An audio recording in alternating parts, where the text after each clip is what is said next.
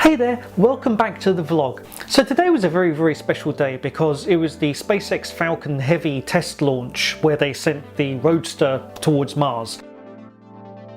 There's been a lot of hype about this and a lot of the same regurgitated information, and there was two things that struck me today which I guess I wanted to cover them because I don't see the news really covering this, at least not at the time that I'm recording. They haven't covered this. It may come out in the future days, but here's the two things that I spotted. So in order to understand what's going on, first of all, a quick thing about the boosters. So they're all given a designation, which is like B1 and then a number, and then sometimes there's a period and another number. And the way that this works is you've got B for booster, stage 1, so it's always B1, then somewhere between 001 and 999 will be a number for that booster, and then there's a dot and then the mission number on the end. So today's Falcon Heavy launch had two boosters, one on each side, and you had B1023 and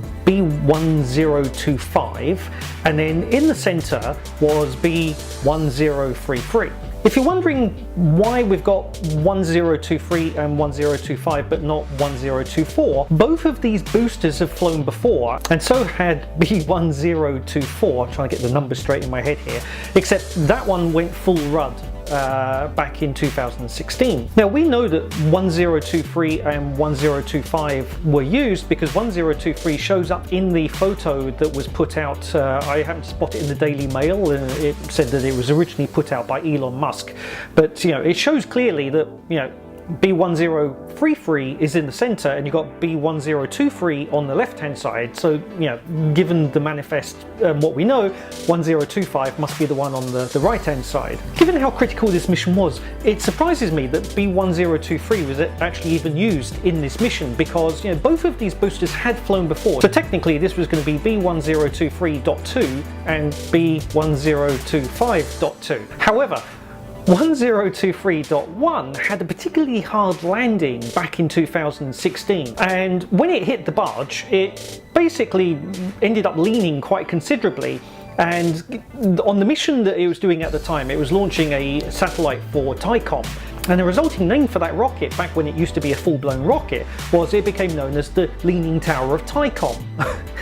And if you look for the Leaning Tower of TICOM, you'll see there's absolutely lots and lots of information about this. So long story short, after it had a particularly hard landing, it went away to be converted from being a standard rocket into a booster, and then it was attached to the side of 1033 in order to get the Tesla up into space. So that was the first thing that I don't think a lot of people realize is, those two boosters that you see coming back synchronized, one of them is actually Leaning Tower of TICOM. Now it also looks like SpaceX is learning something very important as well, or at least their PR department has. In previous years, you would have a SpaceX rocket take off successfully, it would deploy its payload successfully, and it did the job successfully that they were paid to do, which is put a satellite in orbit. This is exactly the same as what NASA and the ULA and everybody else would do. However, what SpaceX would then try is, they would try to land and recover their rocket.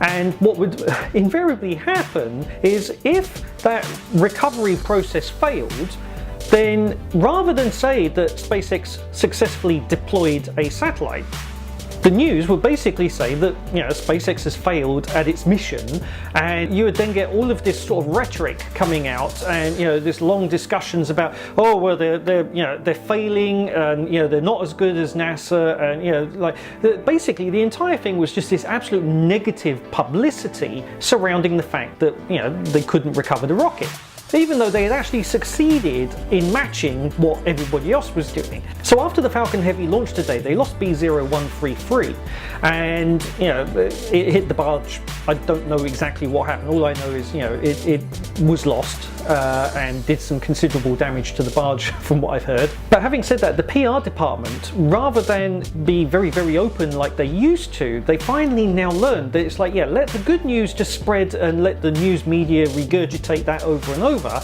and at some point later you just sort of quietly slip in that they did lose the central core. So it's nice to actually see, for once, the news media can't turn around and say that this was a failure because that's what they would have done in the past. And you know, I always thought that was very, very unfair, given that they were equally matching what both the Europeans and the United Launch Alliance were doing. The fact that they were actually trying to do something above and beyond that, you can't call them a failure if they failed at just that part. Like, had the thing blown up on the launch pad, yeah, that would have been a failure. Yeah, had they not put the satellite in orbit, that would have been a failure. But it's not a failure if you've done what you were paid to do and then you were just trying to go above and beyond and failed at that bit only. So yeah, that's what I wanted to cover today. If you like these types of videos, give it a thumbs up. If you want to see more, please hit subscribe, and speak to you soon. Thanks. Bye.